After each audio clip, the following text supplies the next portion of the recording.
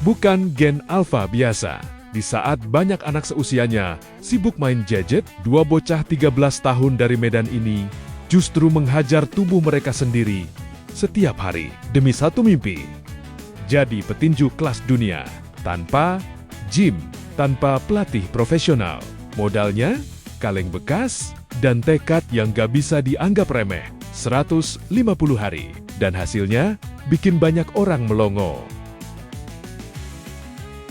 Kisah ini datang dari akun Instagram Workout Kids. Di sana, dua bocah bernama Adit dan Rehan mulai menarik perhatian publik lewat transformasi yang gak biasa.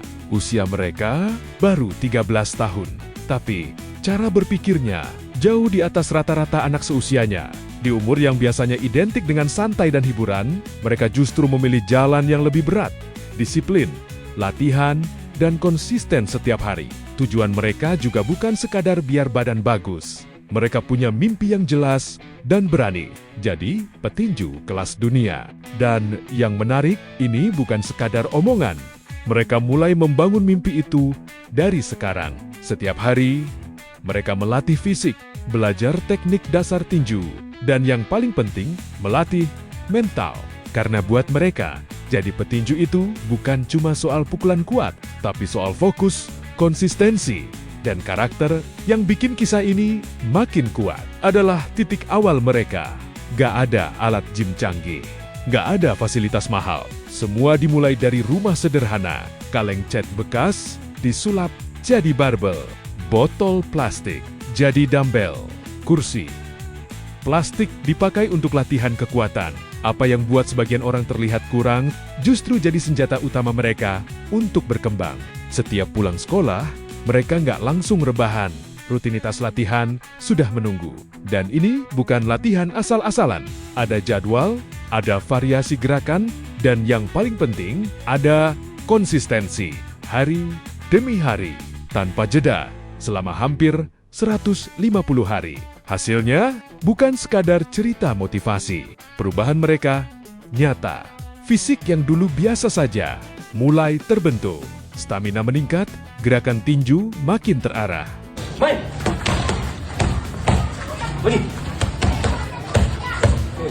Oke. Jab straight. Jangan buat capek. Santai aja. Jab straight. Hop. Oke. Main. Jab straight. Hop. Lagi. Lagi, main. Hop. Tapi yang paling mencolok bukan cuman otot, melainkan mental mereka. Disiplin, daya, juang, dan ketahanan menghadapi proses panjang. Bahkan, mereka sudah mulai mencoba beberapa pertandingan. Menang, pernah, kalah, juga pernah. Dan dari situlah, mental petarung itu benar-benar ditempa. Saya Adit, saya mencari lawan untuk bermain di kelas 43 kg. Saya mencari lawan untuk bermain di kelas 45 kg.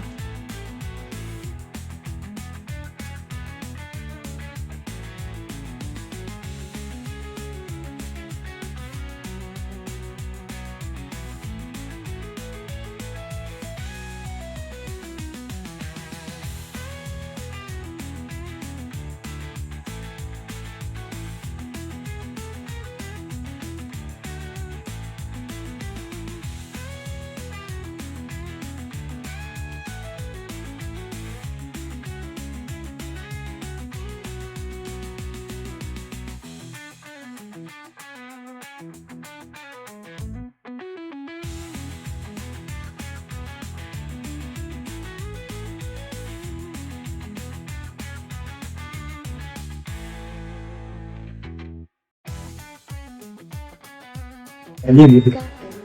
Enggak gitu. Pokoknya tadi pertandingan ini, wah saya belum pernah main kelas tangan ini.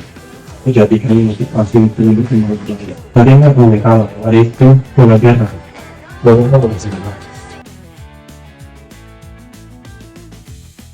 Dalam salah satu unggahan, mereka bilang sesuatu yang sederhana, tapi dalam maknanya bahwa latihan ini bukan cuma soal fisik, tapi tentang membentuk karakter sejak dini. Karena tanpa karakter, mimpi sebesar apapun cuma akan jadi angan.